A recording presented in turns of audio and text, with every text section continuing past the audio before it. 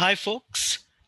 The reflection that I want to, share with you today is what I feel about the term what if.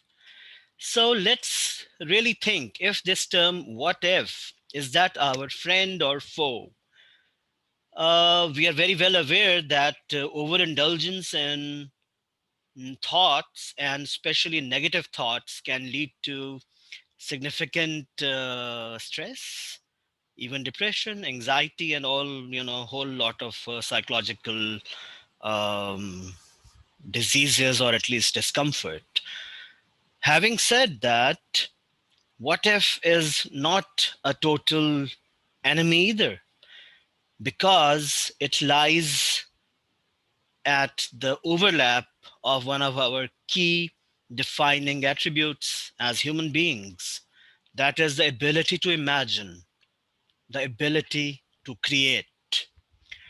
So, as you know, we cannot imagine if we cannot give an answer to the question what if this?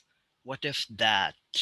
What if I change this variable like this? What if my sales turn out to be like this in the next year? What if they don't turn up like this? What if they turn up like that? So on and so forth.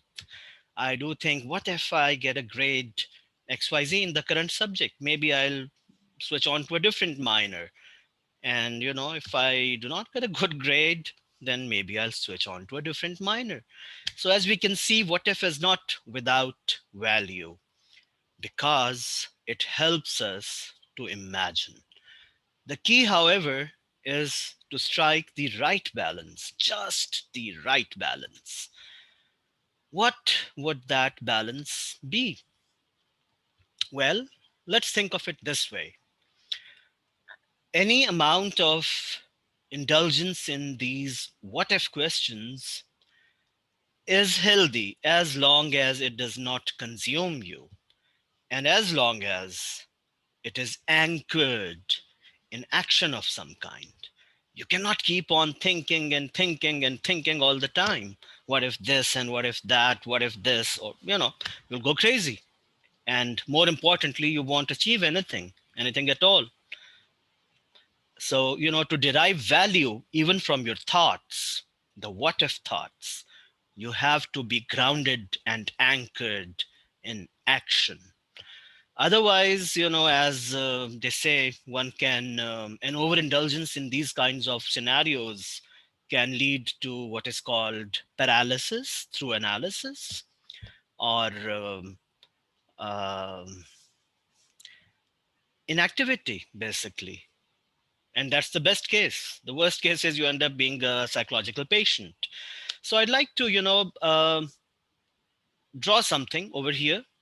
And before doing that, let me share a very interesting thing that a very good entrepreneur friend of mine told me. He said that if you have to err, you must err on the side of action. Side of action. You must do something. You must act, even if it not might be the best decision, even if it not might be the perfect action.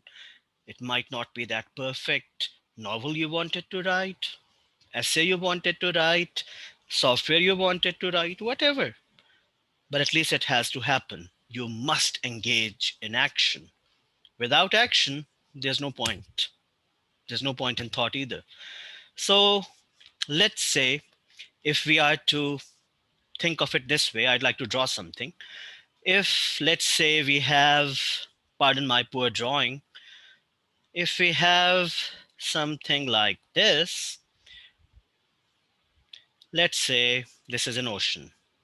So let's say this is an ocean of some kind. This is the upper surface of the ocean. And behind this, we are a fish, right? So we are a fish.